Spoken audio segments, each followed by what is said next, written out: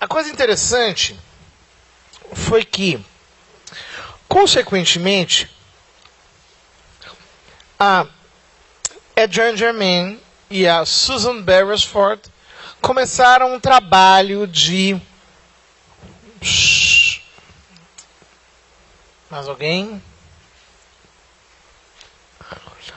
Começaram um trabalho de localização dos coletivos feministas que poderiam, de alguma maneira, reproduzir aquele discurso do controle populacional. Então percebam que, para o controle populacional, elas tinham que modificar o papel da complementariedade entre o homem e a mulher. Ora,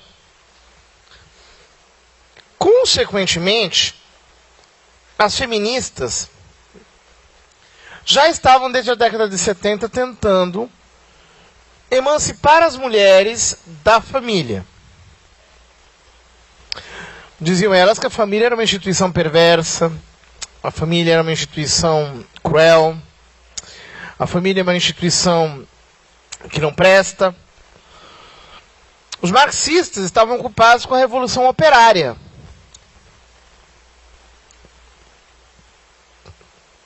As feministas estavam preocupadas com a revolução sexual. E tinham entendido que a essência da revolução do Marx é a revolução sexual. Eu vou dizer só uma coisa, eu peço perdão por interromper, mas é que se eu não dizer agora eu esqueço. Vou aqui pro lado rapidinho. Se alguém quiser, no final, talvez vocês não saibam, eu escrevi um livro sobre Nossa Senhora Aparecida. Um livro com meditações sobre Nossa Senhora Aparecida. Então, se alguém quiser, eu tenho aqui alguns à disposição. Não tem muitos, deve ter uns 10 só. Um pouquinho menos, né? Custa R$25. Tá? E pode levar, um livro que eu escrevi por causa dos 300 anos. Não é um livro sobre a história da imagem. Tem muita gente que pensa que é isso, né? Ou uma noveninha. Não. É meditações sobre a peculiaridade de Nossa Senhora Aparecida. O que há de específico na devoção a Nossa Senhora Aparecida? Para que a gente descubra, né? Então, se alguém quiser, tem aqui à disposição. Voltando. Então, as feministas estavam fazendo a revolução sexual e entenderam que a revolução sexual era a essência do pensamento do Marx, no fundo. Do último Marx, do Marx que escreveu, mas não publicou, foi publicado pelo Engels, A Origem da Família, da Propriedade Privada e do Estado. Aquele Marx havia entendido, no final da vida, que era necessário desmontar a família para o comunismo dar certo. Senão não iria ter comunismo. Ora, portanto, as feministas marxistas começaram a explicar que a mulher era oprimida pela família. Que, portanto, é necessário emancipar a mulher da família. É necessário tirar a mulher da família. Acontece que, ao longo dessas reflexões, elas foram se aprofundando mais e chegaram à conclusão de que não é o caso só de libertar a mulher da família, mas também de libertar a mulher da mulher. Você tem que libertar a mulher da identidade feminina. E, na verdade, elas pegaram a ideia da Simone de Beauvoir, mulher do Jean-Paul Sartre, que dizia que a identidade da mulher já é oprimida, porque a mulher é um segundo sexo. A mulher é um não-homem. A mulher é uma ausência. Ela não tem uma identidade positiva. Então dizia a Simone de Beauvoir que você precisaria emancipar a mulher do homem e criar uma identidade não machistamente definida. Uma identidade feminina que não fosse identificável em termos machistas. Tá dando para entender? Ora, elas entenderam, as mulheres do movimento feminista, na década de 90, que era necessário fazer isso. Então, elas descobriram uma ferramenta para fazer isso. A Judith Butler descobriu a ferramenta do gênero, que era uma palavrinha que tinha sido inventada pelo Dr. Money, Dr. John Money, num contexto maluco, que ele tinha feito aquelas experiências macabras com o menino Bruce Reimer, que ele transformou em Brenda Reimer, mas que depois descobriu que, diferentemente daquilo que eles tentavam mostrar para ele, que ele era uma menina, na verdade ele era um menino, como ele se sentia de verdade, reverteu a situação, passou a se chamar David, porque ele queria, né, mostrar que, assim como Davi venceu Golias, ele venceu aquela saga terrível, mas que no final acabou se matando, de tanto desgosto, por toda a desgraça que aconteceu. Eu descrevo essa história em detalhes naquele livro sobre ideologia de gênero, chama-se Ideologia de Gênero, Ferramenta para a Desconstrução da Identidade. Essa história do David Reimer está contada em minúcias ali. Ora, a palavra gênero, utilizada no contexto do Dr. John Money, é uma maluquice, quer dizer, que você não tem um gênero do seu nascimento. O gênero não é determinado ou condicionado pelo corpo, pela biologia. O gênero é uma invenção cultural. Você pode ser educado com qualquer gênero. Não tem problema. Você nunca vai saber, inclusive, que você era do outro gênero. E a Butler pega essa palavra, só que não dá para reapresentá-la nesses mesmos termos. Então o que ela faz? Ela recontextualiza a palavra gênero no contexto da filosofia do Michel Foucault, que é marxista também, e pós-estruturalista. Isso aqui daria muito trabalho para explicar, né? Porque, na verdade, quem criou o estruturalismo foi um filósofo chamado Ferdinand Saussure. Quem vem do mundo das letras já ouviu falar do Saussure. Você vem das letras? É um papa, né? Do mundo da linguística. No fundo, ele dizia que o que significa uma palavra são é a estrutura das outras palavras, né? Então, uma palavra, o único sentido que ela tem é a diferença dela com todas as outras palavras. O que não é verdade, porque se isso fosse verdade, o primeiro bebê estaria tentando aprender a primeira palavra até hoje. Porque qual é a pessoa que sabe todas as palavras da língua portuguesa? Só para ficar com um exemplo. Tem gente inventando palavra agora, que vai entrar no dicionário daqui a 20 anos. Então essa história de que o único sentido que uma palavra tem é a diferença dela com todas as outras palavras, ou seja, o significado de uma palavra é dado na relação da palavra com a estrutura das outras palavras, conversa mole, mas passou. Ninguém perguntou isso daí. Então, essa mesma ideia foi transposta para a psicologia pelo Lacan.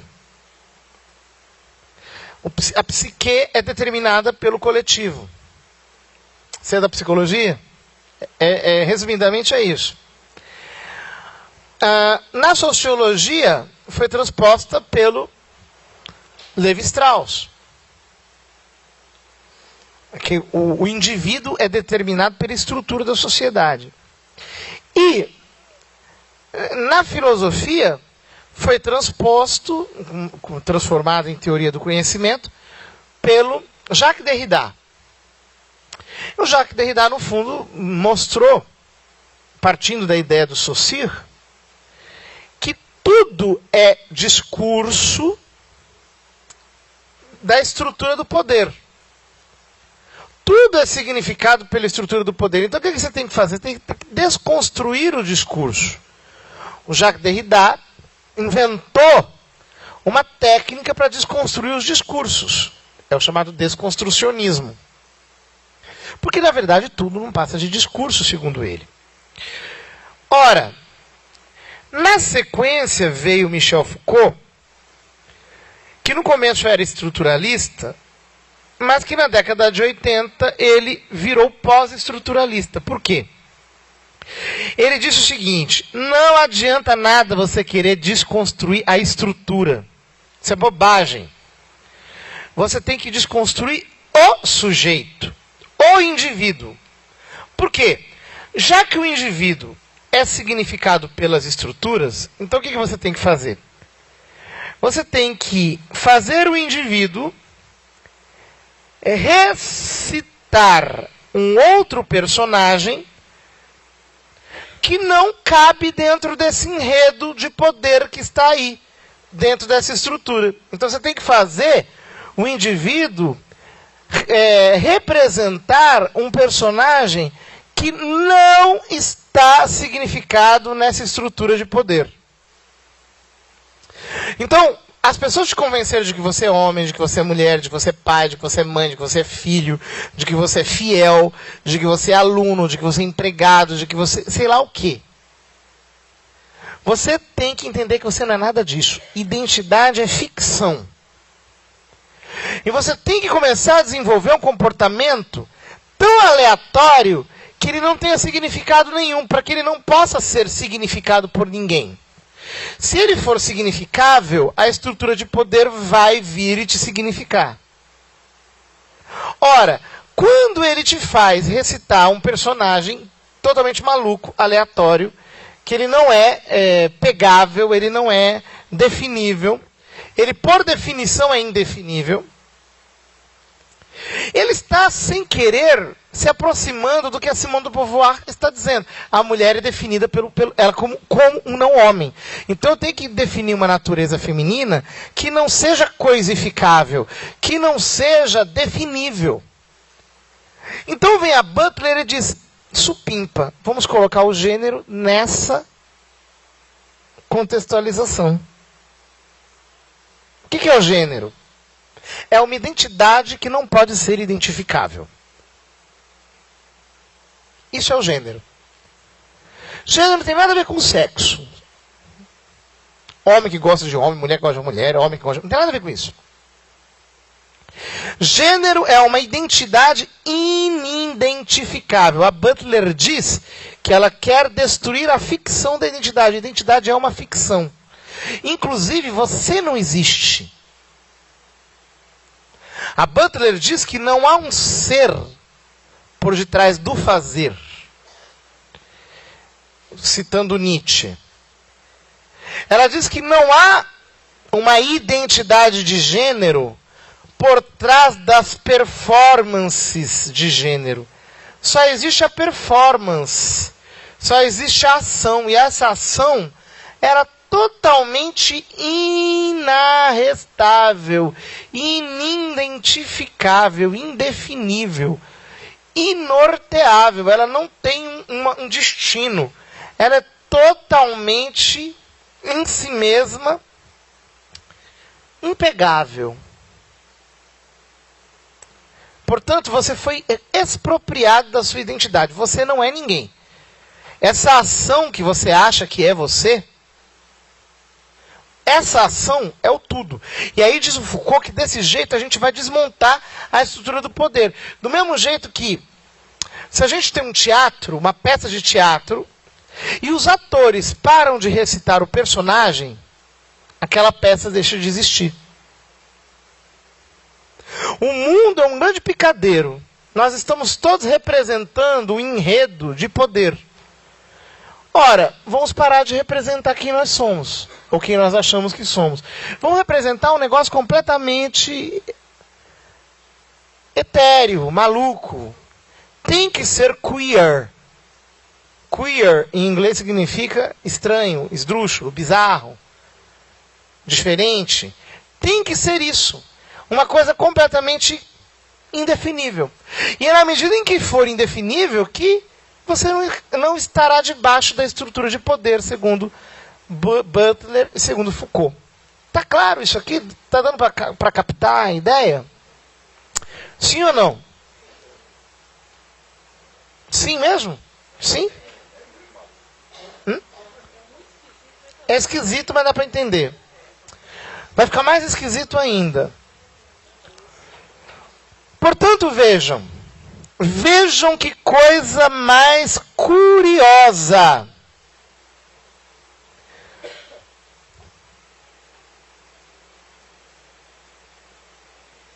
Os machos criaram o conceito de fêmea. Então o que a gente faz? Não existe fêmea, não existe macho, não existe mais identidade, é tudo indefinível.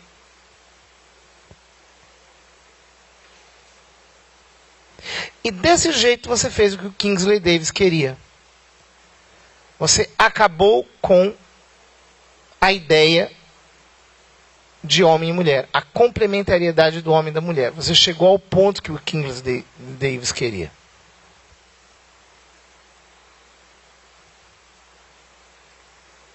Ora, os metacapitalistas das fundações internacionais estão sendo as mentes mais brilhantes da esquerda.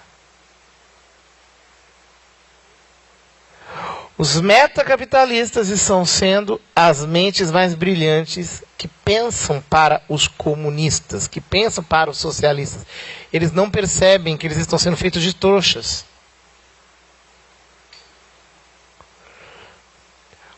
As fundações internacionais estão pagando os coletivos feministas para fazerem isso. De esquerda.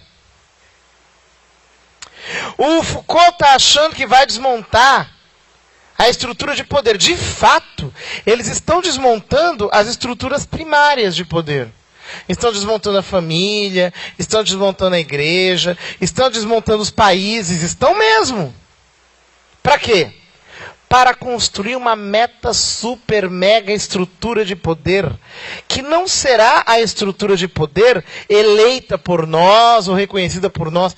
É uma elitezinha de pessoas anônimas, desconhecidas, que estão protegidas no seu mundo paralelo e que estão dominando os nossos destinos através da economia. É uma meta-elite de globalistas que vão dominar tudo. E agora eles entenderam que não adianta. Você tem que pegar pela educação. Você não vai conseguir fazer isso com adulto. Você tem que pegar criancinha. Então você tem que pegar as escolas. E isso, gente, não dá tempo de falar do projeto educacional, mas as iniciativas de educational changes, de mudanças educacionais, de education economies, de economias da educação, ultrapassa hoje, em nível de investimento, a cifra de 3 trilhões de dólares. O exército americano gasta 1 trilhão de dólares. Que é o exército mais subsidiado do mundo. A verdadeira guerra é na educação. Não é com o exército americano. E nem com nenhum outro exército. A verdadeira guerra é na educação. Eles querem educar as pessoas para serem força de trabalho. Inclusive, desde a década de 80, o Benjamin Bloom inventou que você tem que acabar com o conteúdo da educação. A educação é apenas por competências e habilidades. Não pode mais dar conteúdo. Você tem que adestrar as crianças apenas para terem competências e habilidades a fim de que elas sejam inseridas no mercado de trabalho. A educação serve para profissionalizar a pessoa. Ou seja, nós vamos nos tornar apenas força de trabalho. Nem identidade nós vamos ter. Porque pelo gênero eles vão nos tirar a nossa identidade. Você vai ser só força. Nem dinheiro vai haver. No Uruguai agora eles estão abolindo as cédulas. Vai ser só número. Você vai trabalhar e vai ganhar número. E com o número você vai comprar, vai vender, vai fazer, vai acontecer. Com número. Números que são totalmente abstratos. Nem dinheiro mais você vai ter. Dinheiro que já é uma coisa ideológica, abstrata, que ninguém sabe o que aquilo representa direito. Nem isso mais vai existir.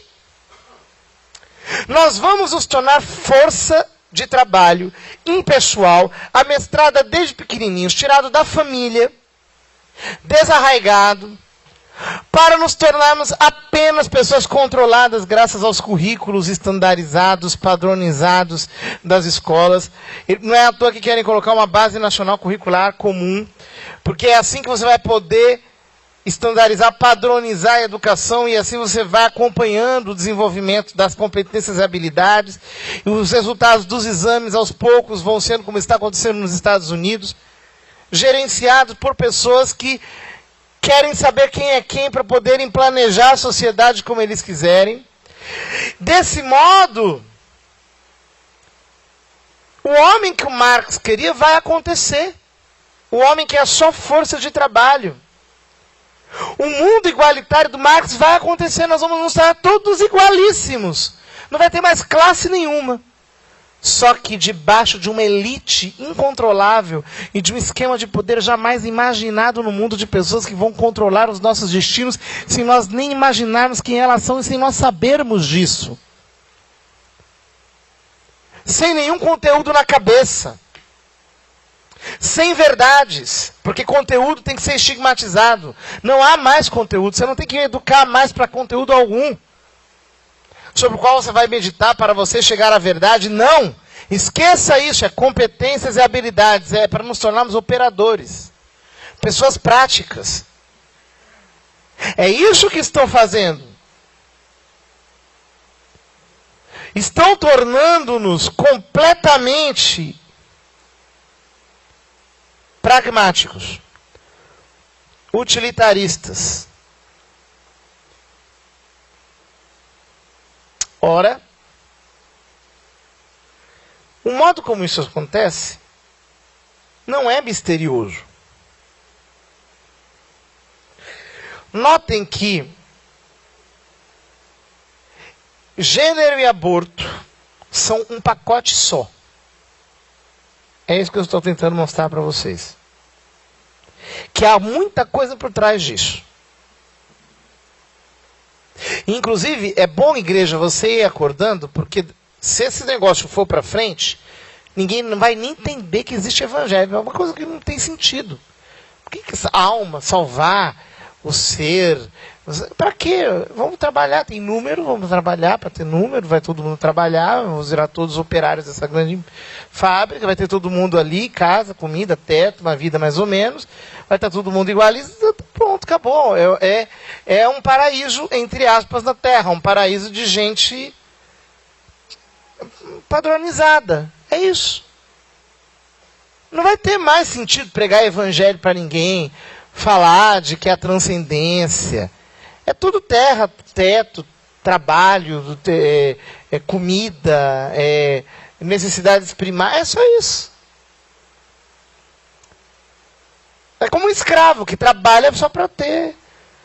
Então você está tendo, não, graças a Deus, está dando tudo certo. Olha, o mundo está ótimo, a gente está caminhando para o progresso. Esse mundinho cheio de pouca gente, mas que todo mundo trabalha muito. Em que ninguém nem tem mais lembrança do que é religião e transcendência. Amor. Não precisa disso. Isso é complicado demais. Dá depressão. Não vai ter sentido falar de Jesus. Estão criando congênero, aborto, multiculturalismo, coisas desse tipo. Um esquema de poder que teria envergonhado Hitler, Napoleão, Mussolini, Stalin, essa gente toda. Eles não pensaram em dominar o comportamento do ser humano desse jeito. Não imaginavam que isso seria possível. A Ford confessa, num dos seus relatórios, um método pelo qual eles trabalham. Chama-se Reproductive Health, a Strategy for the 19 Years. Saúde reprodutiva, uma estratégia para os anos 90. Diz, abre aspas, durante a década de 50 e 60, em resposta a uma crescente preocupação em relação ao aumento do número absoluto de pessoas no mundo, 50 e 60, fundação do Conselho Populacional, as fundações privadas financiaram a pesquisa e o desenvolvimento de políticas e serviços destinados a reduzir as taxas de crescimento populacional. Nos anos 70, as Nações Unidas e outros países em desenvolvimento, movidos pelas mesmas preocupações, começaram a atuar neste campo. E no fim dos anos 80, praticamente todos os governos passaram a adotar políticas populacionais, na maioria dos casos com o objetivo de reduzir o crescimento populacional. Estão vendo? Exatamente o esquema do que eu tracei para vocês. Conselho Populacional, começam a estudar, vão para a ONU, colonizam de ONGs, aí os países na década de 80 começam a implementar políticas populacionais. Continua. Nos anos 80, um entendimento mais profundo das complexidades do processo pelo qual as pessoas tomam decisões reprodutivas e destas consequências para toda a família, começou a mudar o esquema conceitual a partir do qual as políticas populacionais eram discutidas. O reconhecimento de uma discriminação histórica contra as mulheres em muitos aspectos de suas vidas conduziu a um entendimento mais amplo de que o status das mulheres é um fator chave na sua capacidade e motivação de controlar sua fertilidade. Está explícito. É para controlar o crescimento populacional. Você está usando as mulheres. Tá, confesso aqui. Continua.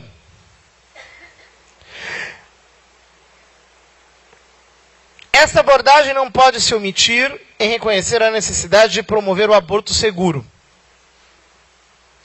Propomos 3 objetivos específicos para o trabalho da Fundação em Saúde Reprodutiva. Que são, vejam que incrível. Prestem atenção, porque isso aqui é fundamental. 1. Desenvolver um esquema conceitual abrangente, socioeconômico, legal e biomédico para a saúde reprodutiva, intensificando a pesquisa em ciência social, sociologia, e sua utilização na formulação de políticas e no projeto de serviço. Então, passo número 1, os sociólogos estudam. Discurso, como criar discursos. Ué, o Foucault estava reclamando que tudo era discurso, o Derrida estava reclamando que tudo era discurso. Olha aqui, tem um discurso por trás. Estão estudando para criar discursos. 2.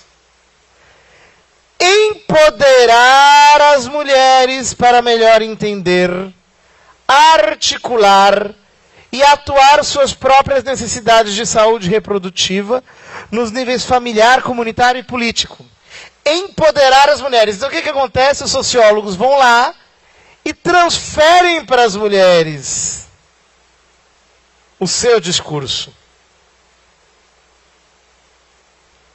Com uma linguagem feminista, com uma linguagem, uma abordagem, etc. Eles vão identificando os coletivos que interessam.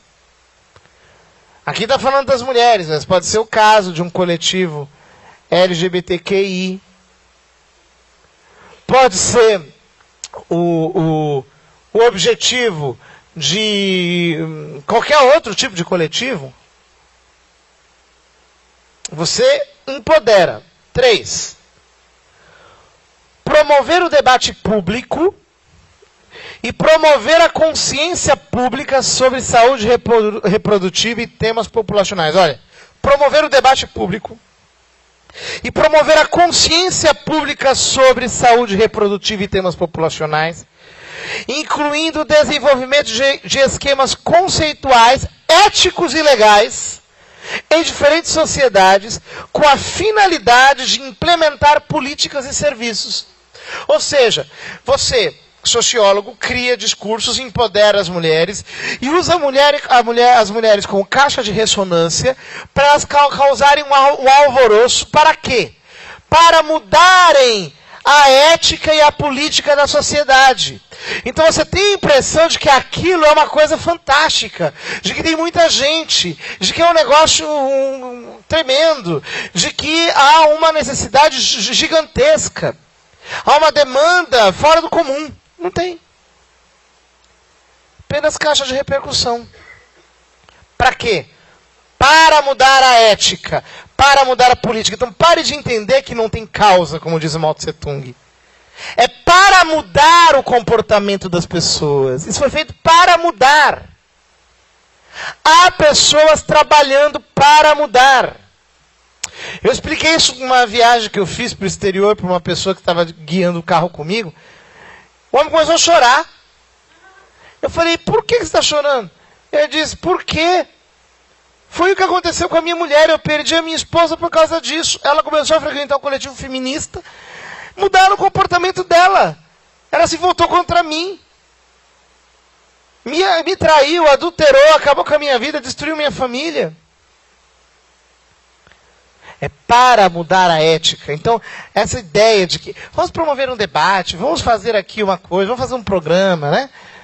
Na moral. Vamos criar aqui uma demanda. Parece que essa demanda já existe, não existe. Essa é ficção. Isso é enredo de poder. Isso sim é um esquema que está sendo montado para manipular as pessoas. Isso sim é um personagem fictício.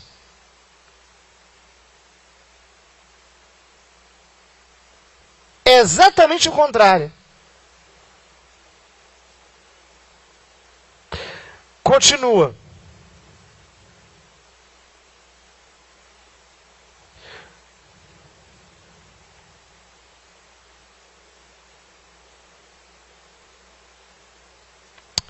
Os estudos sobre a prevalência dos abortos ilegais e inseguros em um determinado país e sobre as demandas que exigem dos serviços de saúde do país irá fornecer a informação específica do país, essencial para um debate informado e o subsequente desenvolvimento de reformas legais e de saúde. Estes dados deverão se constituir no pano de fundo contra os quais deverão ser discutidos os valores morais envolvidos. Você cria uma inflação de dados para rediscutir os valores morais. Tem 1 milhão de mulheres morrendo, 1,5 milhão de mulheres morrendo no Brasil por causa do aborto. Isto é um absurdo. Elas estão fazendo um aborto inseguro e estão morrendo. 1,5 milhão de mulheres. O pessoal das católicas pelo direito de decidir saiu com esse dado. Cadê 1,5 milhão de túmulos? Por favor. Se tem 1,5 milhão de mortes, tem 1,5 milhão de túmulos. Cadê? Cadê? Quem aqui já foi num velório de uma mulher que morreu por fazer aborto? Alguém aqui já foi? Tem gente que é mais chamada para velório do que gente de igreja? Nunca vi. Até ateu chama padre na hora da morte. Escuta. Ah, é que vocês não ficam sabendo. Não, já elas tiraram esse número, né? Muito interessante. Elas dizem que esse número vem do fato de que Na verdade, elas não explicam por quê, elas simplesmente soltaram o dado. Nós aqui interpretamos, né? Veja que coisa interessante.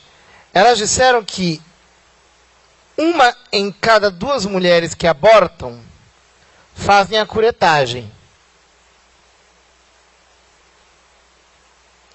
Bom, então é muito simples. Você tem que calcular o número de curetagens. E aí você vai conseguir mais ou menos saber quantas são por aborto, né? Então foi feita uma pesquisa do Movimento Pro Vida, que foi atrás de médicos de diferentes lugares do Brasil e perguntaram quanto % de curetagens eles imaginam que é por motivo do aborto com toda certeza. Diz para eles exagerarem na percepção. Falaram, olha, no máximo, 1 em cada 4 curetagens, 1/4 das curetagens é por motivo de aborto. No máximo. Ora, quantas curetagens nós temos no Brasil? Segundo o DataSUS. 200 mil curetagens. Portanto, 50 mil mulheres. Peraí, deixa eu olhar. Deixa eu ver se eu estou fazendo o cálculo correto. 200 mil, portanto, 50 mil mulheres fazem o aborto. Você multiplica por 2 para você ser condescendente com o número dado pelas católicas para o direito de decidir, já que 1 entre as 2 mulheres fazem um aborto, então faz curetagem, uma em cada 2 mulheres que fazem aborto se submetem à curetagem, então você duplica, você tem aí no máximo 100 mil abortos.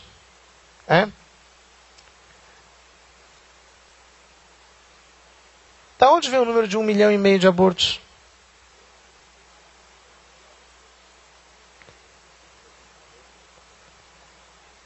Elas deram um cálculo para isso. Disseram que nos países em que o aborto não é seguro, em que o aborto não é legal, você tem que multiplicar por 6 o número de curetagens. Então, se tem 200 mil curetagens, multiplica por 6, dá 1.200.000. Arredonda para 1.500.000. Essa é a matemática.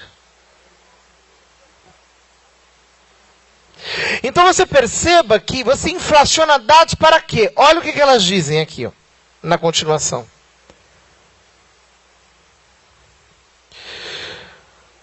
Continuando. Estes dados deverão se constituir no pano de fundo contra os quais deverão ser discutidos os valores morais envolvidos.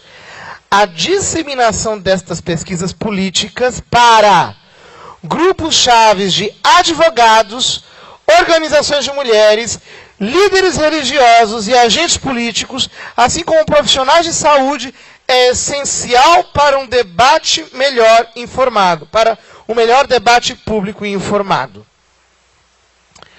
Então você pega esses dados e causa um alvoroço. Você pega gente da igreja, você pega gente do mundo jurídico, você pega profissional de saúde. Você vai causando alvoroço, causa um alvoroço. Você vai mexendo nos sentimentos das pessoas. Você vai pegando, você pega lá um caso isolado, os pouquíssimos casos que existem de crianças com problema de transexualidade. Joga aquilo na televisão, cria um mal-estar público, gera um debate a respeito, e as pessoas ficam se perguntando sobre aquilo. Você vai mexendo nos valores morais das pessoas, você vai alterando a sua percepção, e desse modo, você consegue chegar ao seu objetivo. Você vai alterando a estrutura da sociedade. Só que isso aqui não é para ajudar as mulheres. Isso aqui é para criar a maior ditadura que jamais se viu na história da humanidade. Não tem nada de ajuda para a mulher. Os próprios marxistas não percebem a instrumentalização a qual eles estão sendo submetidos. Eles acreditam naquela porcaria. Eles acham que é isso mesmo. Por que eles assimilaram o modo de pensar do Mao Tse Tung aqui, que na verdade veio do Hegel? Como eles assimilaram isso, então eles acham que é assim mesmo.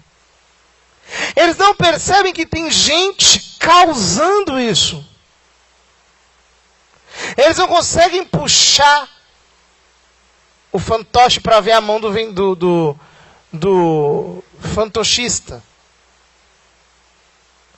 Eles não conseguem olhar por cima do fio para ver a mão do ventríloco. E eles, inclusive, desenvolveram uma teoria para dizer que não tem ventríloco. Que o boneco se mexe sozinho. Que não tem mão por baixo do fantoche. O fantoche se mexe sozinho. Nós estamos vendo aqui o fantochista confessar a fantoche. Confessar que ele está fantochando a sociedade. Ele está confessando. Nós estamos vendo. Pois é.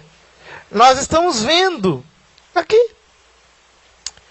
Quer dizer, quando é que nós vamos acordar para a realidade que nós estamos sendo feitos de trouxas? Estou mexendo na estrutura da sociedade e vocês percebam o seguinte: esse negócio está crescendo, está agora vindo uma revolução colossal. É uma tsunami educacional que está vindo por aí. Porque tudo isso vai vir pela educação. Então eles estão criando uma arquitetura desgraçada para acabar de instrumentalizar todo o sistema educacional, gerar um sistema educacional novo, todo baseado na economia. E até agora, isso aqui foi só um ensaio, gente. Agora é que vai vir de verdade a coisa profissionalmente bem feita. Nós não vimos nada ainda.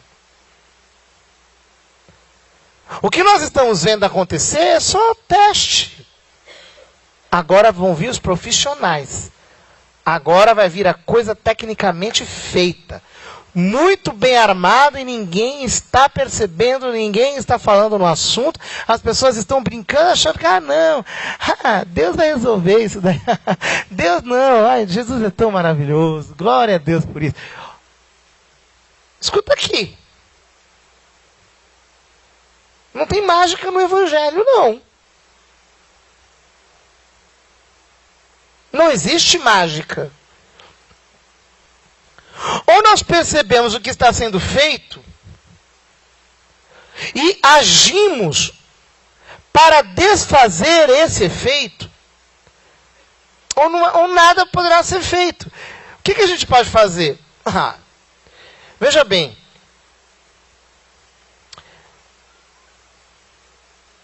Eles só estão conseguindo levar isso adiante porque eles criaram uma filosofia. Você vê, eles estão usando a filosofia do Marx para gerar a nova ordem mundial. Por isso que é muito engraçado, as pessoas não percebem que o metacapitalismo se serve de métodos socialistas, porque pilota a economia. Então ficam as pessoas com essas falsas dialéticas na cabeça, capitalista versus socialista. Quando eu falo mal do socialismo, alguém fala, que você está defendendo os porcos capitalistas. Eu digo, meu Deus, quando é que ele vai entender que essa dialética é causada? Tem gente causando a dialética.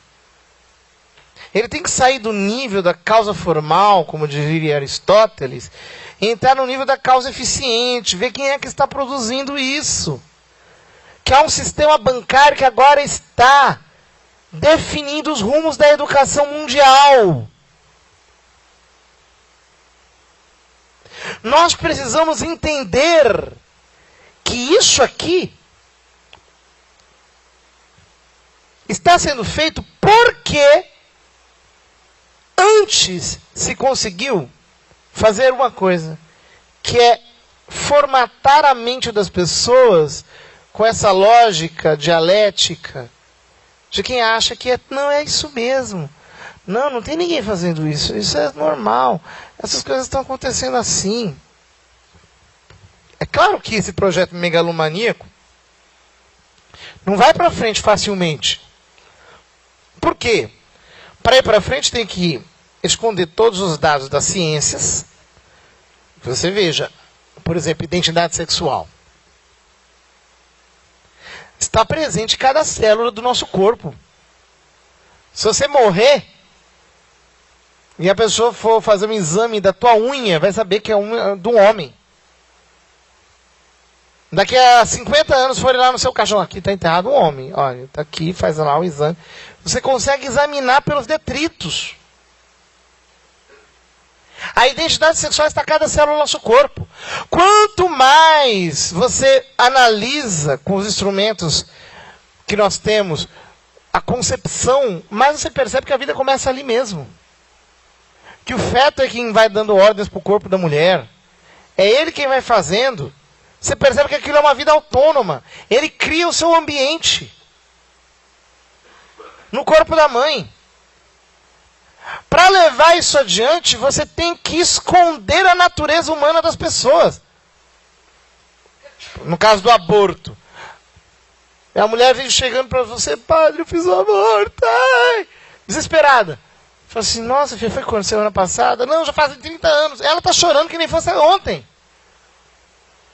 Por quê? Isso vai contra a natureza dela. Assim como vai contra a natureza humana a ideia de que ninguém é homem e mulher. Chega alguém e fala assim, chega para um homossexual, por exemplo, você gosta do quê? De homem ou de mulher? Gosto de homem. Ah, tá bom, então toma aqui para você a Tammy Gretchen. Ele quer. Mas ela é um homem. Mas ela se... Não, que esse tipo de homem eu não gosto. Ora, desculpa, mas...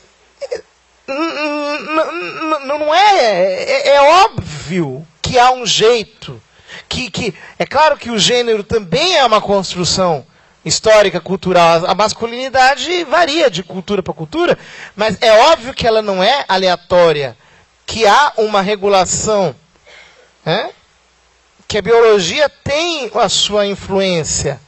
É óbvio que o corpo não é neutro e que isso tem influências psicológicas, tem influências comportamentais. Não é verdade que o gênero é uma identidade aleatória. Tem um chão? Tem um chão? Você tem que esconder a natureza humana. E você tem que acabar com a Igreja Católica. Ou, pelo menos... você tem que interceptá-la, para que ela não fale da sua doutrina e fale de outra coisa. Ela mude de assunto. Até que você consiga destruí-la. Já tentaram muitas vezes destruí-la ao longo da história. Aí, se quiserem, podem entrar na fila. A coisa é a seguinte. Qualquer pessoa que recebesse uma proposta dessa, disse, olha, eu tenho um esquema de poder maravilhoso, vai dar certo. Você vai ser o dono do mundo, só que tem três probleminhas básicos. Vai ter que ocultar o dado de todas as ciências, vai ter que esconder a natureza humana de todos os seres humanos, e você vai ter que destruir a Igreja Católica.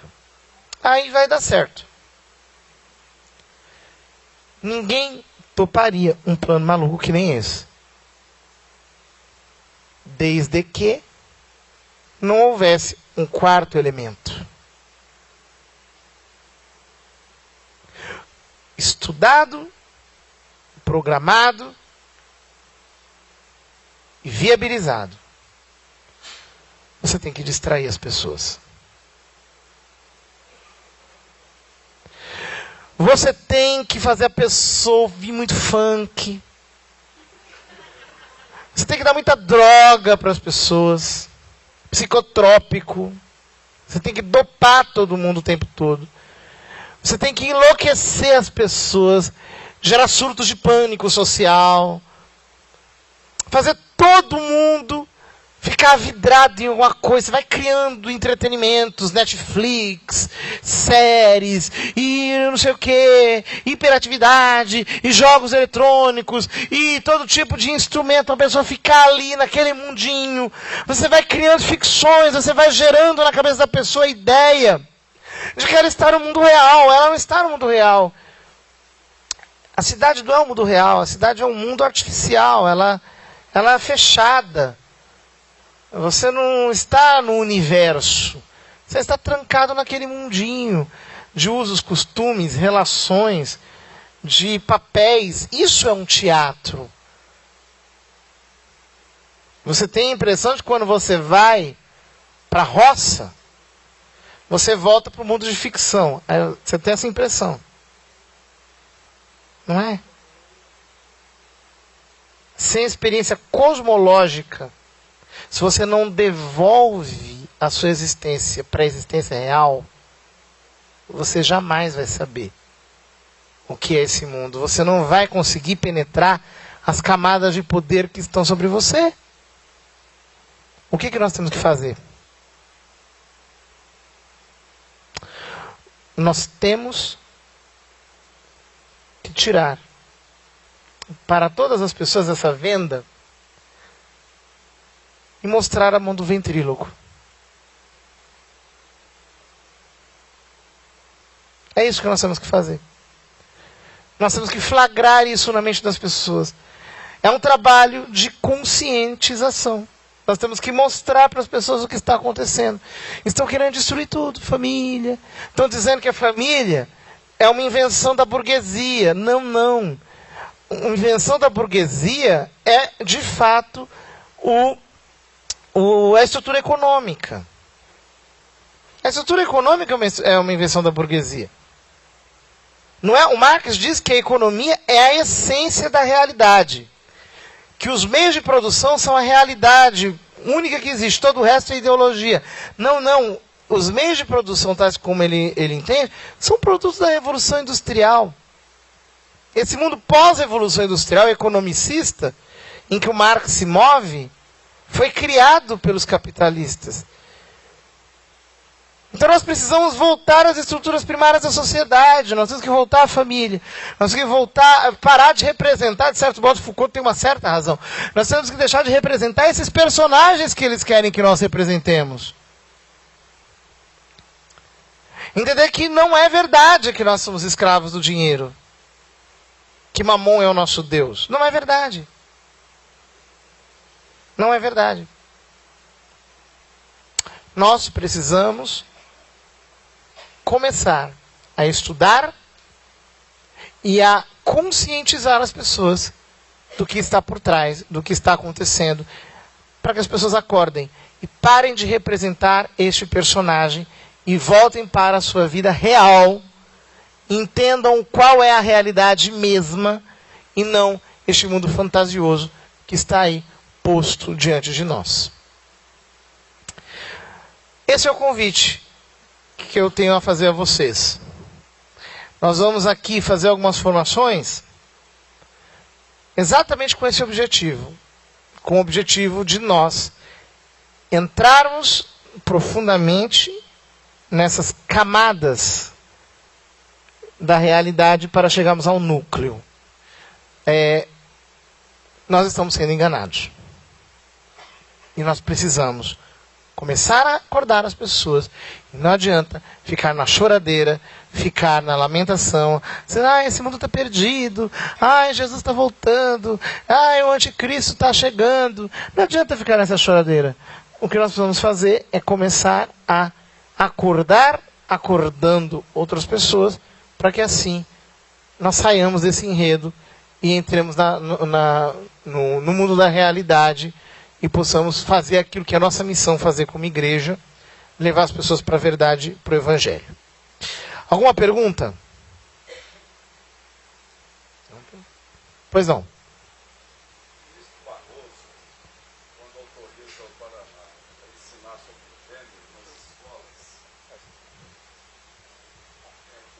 O ministro Barroso, do STF, quando autoriza que o Paraná, nas suas escolas, possa ensinar sobre gênero, ele desconhece esse contexto da palavra gênero e autoriza por desconhecimento, ou ele é um agente comprometido com essa agenda? O que o senhor acha?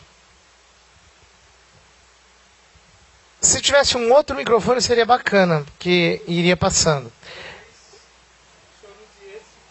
Pode ser.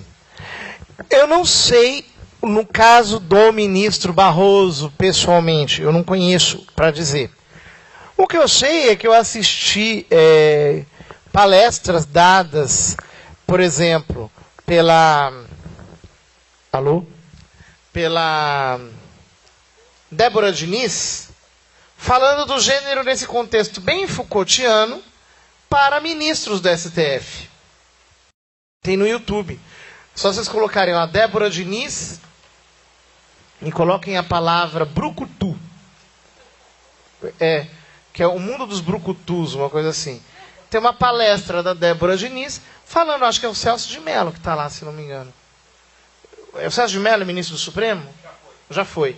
Se não me engano, é ele que está lá. E outros, todos... Você acha que isso é simplesmente que o povo quer ganhar dinheiro mesmo, ou tem a ver com essa agenda? Ou é uma consequência, tipo assim? Eu sei que existem pesquisas que falam sobre isso.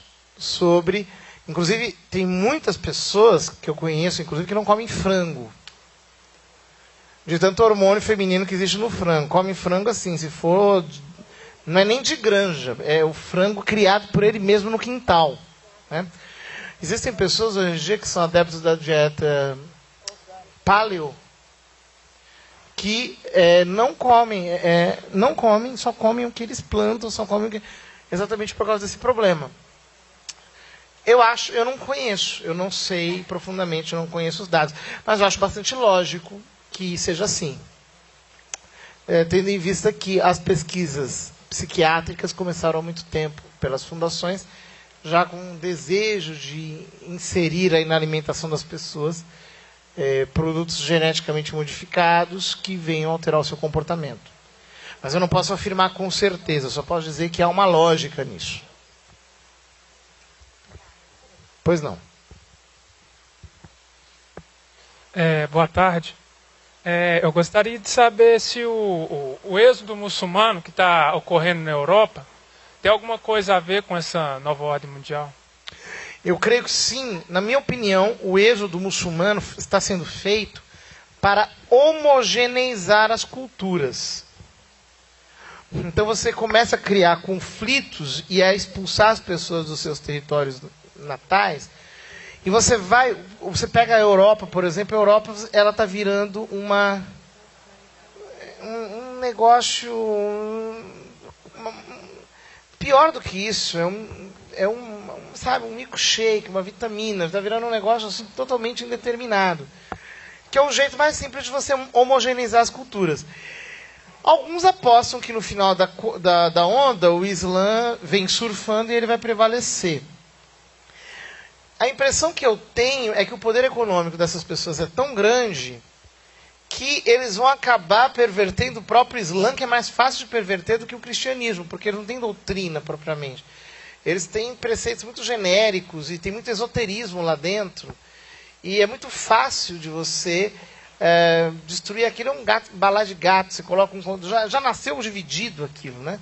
Já tem sunita e xiita do dia seguinte da morte do Maomé, né? Então é muito fácil você colocar aquilo em colisão. Eles mesmo se odeiam, eles mesmo se perseguem. Então não é tão difícil assim. O mais importante é que você tenha pessoas que não têm princípios éticos tão fortes que venham a manter as estruturas primárias da sociedade.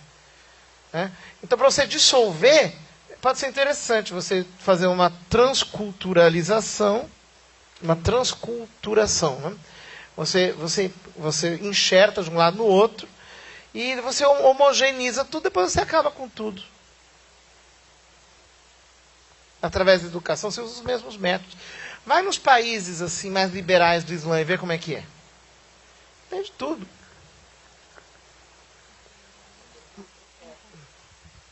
Boa tarde, padre. Só uma coisa, viu? O lance do multiculturalismo é muito mais do que a gente está imaginando.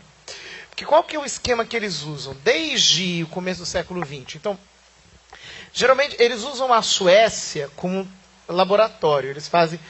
A Suécia tem um governo socialista, já por cultura, por história, eles têm um modo mais socialista de pensar. Então, por exemplo, antes de que houvesse conselho populacional e tudo mais, e que antes de haver uma teoria, eles começaram a colocar o aborto na Suécia. Depois, eles criaram a teoria e depois eles internacionalizaram. Gênero é a mesma coisa. Tem gênero na Suécia desde a época da década de 40, mais ou menos. Tem gênero lá. Não havia nem ideologia ainda. Depois eles teorizam e internacionalizam. E o que está acontecendo na Suécia? Você consegue prever o que vai acontecer no mundo olhando para a Suécia, uma espécie de bola de cristal. Então, o que está acontecendo na Suécia? É proibido ser sueco. Tem vídeos, procurem um vídeo sobre multiculturalismo na Suécia. Então, eu acho que Sweden Multiculturalism tem vídeos. Tem um vídeo que eu me lembro, né, de um cidadão contando o que acontece na Suécia. Então, por exemplo, quando chega um refugiado na Suécia, um imigrante, ele é proibido de aprender o idioma sueco e o Estado tem que pagar um professor que ensine o idioma dele para os filhos dele, para que ele viva na cultura dele dentro da Suécia. Ele não pode se enculturar na Suécia. E a Suécia não é proibido, por lei, você querer de algum jeito que a pessoa entre na sua cultura. Multiculturalismo significa que você não tem mais uma cultura nacional e você tem um sem fim de culturas dentro concorrendo entre si. É claro que isso é um caminho para você destruir a soberania nacional, a identidade nacional de um povo. Ele vira só uma geografia, você acaba com a história. É claro que isso é o jeito mais fácil de você homogeneizar tudo. Então, nós não temos ainda uma teoria sobre multiculturalismo, mas logo mais ela vai aparecer, vocês vão ver. Padre, o que a gente pode... Eu já ouvi informações que dentro da própria Igreja Católica o sistema está inserido, principalmente do gênero, e que tem até dioceses que aprovam, né, inseriu isso até dentro dos colégios católicos. Na Conchinchina. Aqui no Brasil, não. Na Malásia, na Antártida, com os pinguins. Continua. Não, só isso. O que tem, dizer? Sim. Existem que tem. pessoas... E a gente sabe, eu pelo menos sei de colégios católicos. Existem colégios ditos católicos que ensinam a perspectiva de gênero normalmente. Me informaram, por exemplo, essa semana de uma escola de religiosas que fez a quadrilha invertida. Os meninos de saia e as meninas de caipirinha masculino e faz a quadrilha trocada. Achando todos os pais divertidos. Que legal! Para você desmontar o machismo na cabeça das meninas e dos meninos. Então tem muita... Tem sim. Tem sim. E aí? E aí? E aí a gente tem que fazer o nosso papel mesmo assim. Gente, vocês acham que eu sou amado? Eu não se admirem de eu não aparecer aqui mais, inclusive. Isso me admira. Eu pensei assim, como que você está aqui? Eu não sou uma pessoa querida na aqui. igreja. Existem páginas de internet contra mim. Feitas assim, para acabar comigo. Por onde eu vou, eu sou extremamente boicotado. Né? Eu sou doutor em teologia em São Paulo. Sou um dos poucos que tenho doutorado em teologia moral. Eu não estou nas pontifícias universidades de São Paulo, nas faculdades. Eu estou numa única faculdade e eu tive que sair ano passado. Me colocaram de novo, não sei por que direito. Não sei até quando vou ficar. É assim, a gente tem uma vida clandestina. Mas não é muito contraditório dentro da... Não é contraditório tudo isso dentro da igreja? Lógico que a gente sabe que existe, né, o joio e o trigo, né, mas é contraditório, mas é porque as pessoas elas não sabem, elas estão com a psicologia do Mao Tse Tung na cabeça. Elas acham, por exemplo, que eu sou um teórico da conspiração, um maluco. Né? A gente que acha isso. Mas eles não fizeram o trabalho de ler os documentos que a gente leu, de consultar a bibliografia que a gente consultou, entendeu? É que a pessoa acredita naquilo, então vamos fazer o quê? A nossa missão, porque é o seguinte, a verdade, prestem atenção, a verdade, ela tem uma força própria. Então, não importa, isso daí não importa nada. Todos os boicotes que a gente passar, não importa. Inclusive, as pessoas podem até dizer que elas podem não dar importância para o que a gente está falando. Não, a gente não tem que se preocupar com isso. A Lua, olhada de longe, parece bem maior do que as estrelas. Foi só no século XX que inventaram um telescópio que percebeu que as estrelas são infinitamente maiores, infinitamente não, mas são muitíssimo maiores do que a Lua. Ou seja, para você ter uma visão profunda, leva tempo. Mas, quando você tem aquela visão profunda, as pessoas podem dizer que você é maluco. Mas, daqui a pouco, todo mundo vai ver que aquilo que você dizia em germe cresceu e virou dinossauro e o está engolindo. Então eu não me preocupo com isso. Aquilo que a gente está dizendo aqui, eu sei que daqui a pouco vai ser visível para todo mundo ver. Só que vai ser muito tarde, então a gente tem que começar a fazer alguma coisa agora. Padre, boa tarde, obrigado pela explanação de toda a ideia. Eu queria fazer duas perguntas. A primeira, o senhor citou algumas fundações, né, instituições que recebem alto índice de dinheiro mesmo.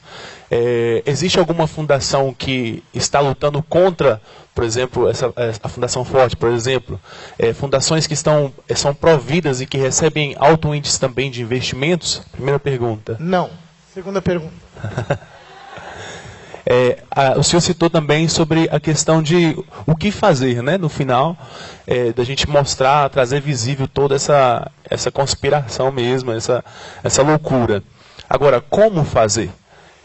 A gente está aqui, vimos tudo isso, mas agora nós estamos aqui, quando saímos daqui, o que a gente pode fazer a partir de agora? Estudar. O que eles fazem? Então, vamos ver o que eles fazem.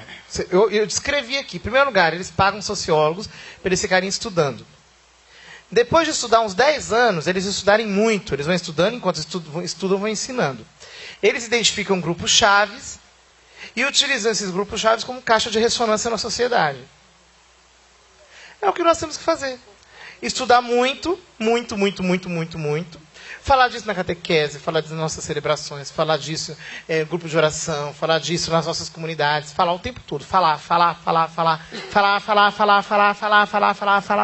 Não parar de falar. Você gera um debate público, gera alvoroço, gera debate, gera alvoroço, gera debate, gera alvoroço, gera debate, até que as pessoas começam a perceber a verdade. Porque a verdade tem mais força do que o erro. Veja bem, a verdade é a força que move o mundo. Então, se você está dizendo a verdade mesmo, você vai repetindo, as pessoas vão acordando. Veja bem, é só você tirar a mão, você tirar o fantoche que você vê a mão. Então é simples, é só você tirar que é para você ver. Então as pessoas veem com o olho nu. Então, aonde essa consciência estiver clara, e por isso que a gente tem que defender a família, o sacramento do matrimônio, a infância, a educação cristã, a educação católica, os nossos valores, em confronto com isso, sabendo desmontar isso, filosoficamente, inclusive. Na medida em que a gente fizer isso muito, muito, muito, e levar as pessoas para a contemplação, e para amar a Deus, e para ter uma vida contemplativa, saírem dessa loucura, e entrarem, de fato, na contemplação da verdade, e na contemplação sobrenatural. Quanto mais isso for acontecendo, mais nós vamos dar o passo atrás. E nós vamos vencer. Amém. Sabe por que nós vamos vencer? Porque, tem muitos fundamentos bíblicos para dizer isso. Mas é porque não é chegado o tempo ainda. Então não adianta a gente dizer que... Então, se nós fizermos o trabalho correto, nós não precisamos nem nos preocupar com a vitória. A gente só tem que se preocupar de que lado nós vamos estar. Se nós vamos estar do lado dos vencedores ou dos perdedores. Porque Deus vai vencer. Isso é certo. Vai dar trabalho. Não é assim, é automático. Mas nós precisamos fazer. E eu tenho certeza que o Brasil tem uma posição chave na providência divina. O Brasil tem uma posição diferenciada. Deus quer usar o Brasil para ser um instrumento de redenção para todos os povos da terra. Padre, voltando um pouco no que foi falado, um complemento interessante, tem até uns sites que falam sobre isso, tem um site chamado Knowledge is Power, Conhecimento é Poder, que está em português esse site, que mostra o quanto que é usado nas músicas, nas novelas, na cultura de massa, de programação neurolinguística, que eles usam algumas técnicas de hipnose, algumas palavras-chave, algumas imagens subliminares, para através disso irem moldando nossa mente, nosso raciocínio. E eu acho assim, toda mulher no Brasil vê novela. E na novela, uma coisa perceptível. Amém, graças a Deus. Modo de dizer. Eu sei, mas é o seguinte, é uma coisa perceptível o quanto que eles vão avançando, devagar e sempre nos temas. O quanto que eles usam determinados temas como laboratório de teste e às vezes em 10, 15, 20 anos chega um complemento do negócio que começou lá atrás. Isso é uma forma que eles usam aos poucos para moldar a mente das pessoas, para quebrar determinados tabus e sempre com palavras-chave, com temas-chave como preconceito. E outra coisa interessante que o senhor falou, é a questão do Brasil. Eu acredito, sinceramente, também, que o milagre de Fátima tem a ver com o Brasil também, e que a questão do Brasil, nós temos que atentar bastante. Na cidade grande, infelizmente, nós perdemos os costumes da terra com as coisas que nos fazem uma nação soberana, que é a nossa cultura, a nossa identidade, como a festa junina, por exemplo, o Dia de Reis. Nós temos que voltar mais para os nossos aspectos culturais próprios nacionais para combater esse internacionalismo. Muito bem. Perguntas? Conhecimento é poder, em inglês. Perguntas, aqui tem mais perguntas lá atrás. Microfone. Vamos lá. Isso. Boa tarde. Primeiramente, muito obrigada, padre, pela presença aqui. Né? Foi tão esclarecedor e é muito bom ter sua presença aqui no nosso meio. Espero que possa voltar, não sejam forças internas ou externas que vão atrapalhar. Mas a minha pergunta é mais de caráter teórico, a respeito de Simone de Beauvoir, quando ela fala, não se nasce mulher, torna-se mulher. Uhum. E aí vem Judith Butler quebrando tudo. Ou isso é complemento ou é um paradoxo? A partir do momento que Judith Butler fala em performance, em linguagens, e modifica isso que ela fala. Não se torna mulher, não se nasce mulher, torna-se mulher. Essa é a minha dúvida. A Judith Butler está muito além da Simone de Beauvoir. Eu não diria que é um paradoxo, eu diria que é um desenvolvimento daqueles princípios, só que levados às últimas consequências. A Judith Butler diria, não se nasce mulher, torna-se gênero. Quer dizer, é uma coisa indefinida. Na performance de gênero, a Butler diz o seguinte, que como é que se gerou a ficção do homem e da mulher? Gerou-se a ficção do homem e da mulher porque as pessoas começaram a fazer a repetição compulsória da identidade, né? Então começou a repetir, todos os homens começaram a repetir um jeito de ser masculino, fisicizado, etc., sexista, diria ela, e as mulheres do mesmo jeito. Então o que nós temos que começar a fazer? É a repetição compulsória de gênero, você cada vez mais doido, cada vez mais bizarro, inidentificável, você cada vez interpretar com as performances mais malucas. Quanto mais você fizer a interpretação compulsória de gênero, não se nasce mulher, torna-se... Não torna-se. É uma ação que não tem fim, ela não tem nem identidade. É só ação. Então, é que tá. Veja bem, na teoria da Butler, ela não pode ser o que ela quiser porque ela não existe. E ela não existirá, não se gera uma identidade. É só ação.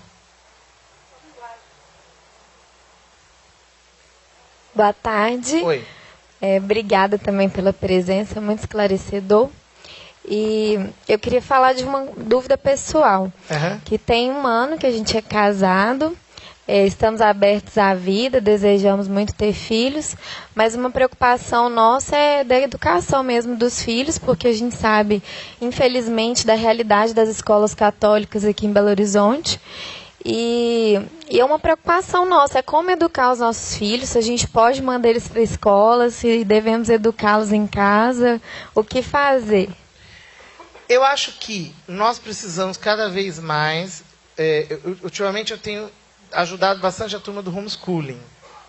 Ajudado assim, moralmente, porque eu não tenho tido tempo de fazer mais do que isso.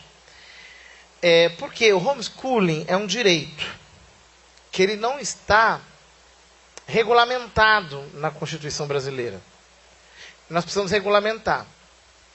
É a solução mais fácil para esse problema. Mais fácil do ponto de vista do problema, não do ponto de vista dos pais. Que é você aprender a educar o seu filho em casa. A alfabetizá-lo em casa, a ensiná-lo em casa, etc. Quem puder, quem conseguir fazer isso, é melhor. Se conseguirem criar uma associação de pais que cria um colégio em que vocês mesmos gerenciam, melhor ainda. Mas sempre haverá algum tipo de ingerência, e os colégios que querem se manter assim firme, a burocracia para você criar um colégio é um negócio fora do comum, né?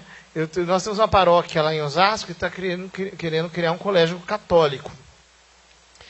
Já estão 2 anos tentando, né? E assim, é burocracia em cima de burocracia, é um negócio fora do comum. Acho que ano que vem, se Deus quiser, consegue. E é escola católica mesmo. Então, quem puder...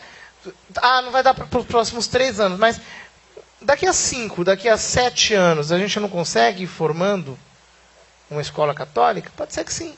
Uma escola organizada pelos próprios pais. Eu acho fantástico, né? Se nós tivermos boas escolas mesmo, eu acho melhor do que o homeschooling, né? Porque uma boa escola pressupõe a educação familiar. As duas coisas. Pressupõe que a família determina o que se ensina na escola e pressupõe que a escola conta com a família no processo educativo. E essa educação vai ser muito mais personalizada, vai ser muito mais individual. Você vai entrar no caso do aluno. Isso é muito mais profundo. Tá bom? Então, quem tem filho, tenha, com todo amor, tem que ter, mas eu acho que tem que começar a pensar nisso. Como é que nós vamos educar? Vamos fazer o homeschooling? Como é que é isso? Como é que funciona? Há uma burocracia que tem que ser cumprida para isso, etc. Mas é interessante. Oi. Vai ter um Congresso Internacional de Educação Católica nos dias 1 e 2 de julho, no Rio de Janeiro, que vai falar também sobre esse assunto. Então é importante. Quem puder ir... Boa tarde, agradeço também a sua presença.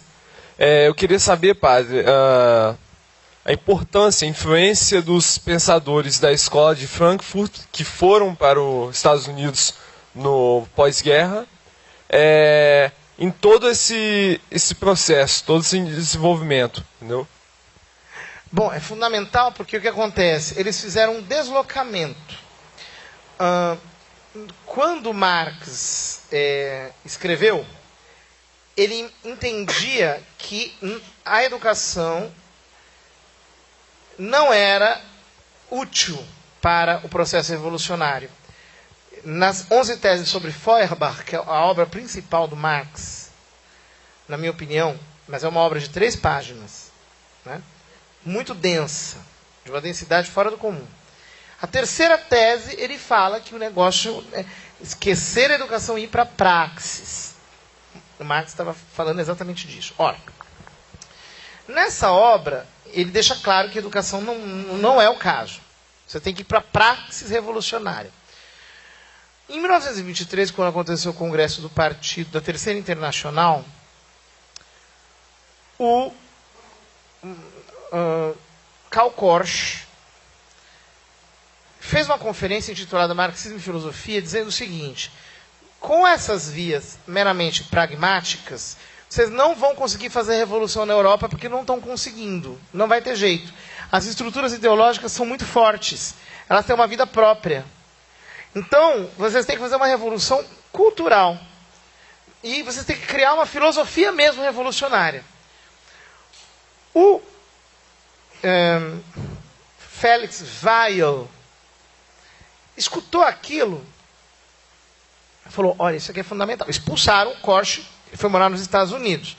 Mas o Weil fundou a escola de Frankfurt e colocou Horkheimer como primeiro chefe da escola de Frankfurt. E o Horkheimer, sim, levou aquilo a sério. E ele escreveu um ensaio chamado Teoria Tradicional e Teoria Crítica, em que ele mostra que o único jeito de você romper aquele esquema conceitual tradicional é criticando toda a realidade na base de entender que existe interesse econômico por trás dela. Tudo. Há um interesse econômico embutido por trás de cada coisa e tudo tem que ser submetido a uma crítica implacável. Só há interesse econômico por trás de tudo. Foi o Horkheimer que inventou essa coisa da educação crítica. Você tem que criticar, né? Você forma o aluno para que o aluno desenvolva a sua crítica. O Horkheimer começou com isso. O Lukács diz que você só vai conseguir fazer isso se você gerar a consciência de classe. A classe não existe propriamente. Você que tem que criar a consciência da classe operária, da classe oprimida, da classe trabalhadora. E aí você usa a educação para isso. Aí vem o Pierre Bourdieu, e imitando Mao Tse Tung, sem citá-lo, diz no livro dele, A Reprodução, que você tem que, na verdade, entender que é a educação quem reproduz os modelos. Então você tem que usar a educação para fazer exatamente isso, para gerar a classe, para você subverter a relação. Depois veio, na mesma época que eles disputavam entre si um pouco, o Louis Althusser, e escreveu o livro, que aqui no Brasil é editado pela editora Vozes, chamado Sobre a Reprodução, em que ele diz que a escola é o detonador da revolução. Então você veja, como todos esses pensadores, o Gramsci, ele não vai para a linha da educação, ele vai pela linha dos sistemas de informação, do teatro, da cultura propriamente dita. Você tem que disseminar, você tem que ocupar espaços e colocar gente no teatro, na literatura, na música, e ir fazendo aquilo que fizeram aqui no Brasil na década de 60 e 70. Colocar o programa do Gramsci, até que o partido seja onipresente, todo mundo só pensa em termos comunistas e você não consiga mais sair dessa. Então você veja que, na verdade, a escola de Frankfurt é que gerou tudo isso. Há um sucesso, e depois eles geraram fenômenos, inclusive teológicos, que fazem a síntese entre catolicismo e comunismo, para você ir substituindo uma coisa por outra. Né? É simples, não é tão difícil assim de entender. Então a importância da escola de Frankfurt é extremamente fundamental. É sobre a reprodução. Do Althusser. Isso é péssimo, hein? É editado pela Voz, mas é um livro comunista. Né? É o que eu falei ironicamente, porque é uma coisa que as pessoas não se escandalizam, mas absurdo. Mais alguma pergunta? Uma pergunta aqui na frente.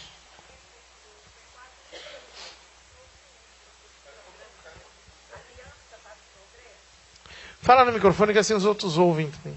Eu fui do tempo de um programa americano chamado Aliança para o Progresso. Então, chegavam os alimentos nas escolas, a merenda era preparada com aquele leite bem farto, né? E depois eu ouvia dizer que interferia na fertilidade. E, coincidentemente, na minha família, nós tivemos 4 casos com problemas de fertilidade. E eram crianças naquela época que se alimentavam na escola.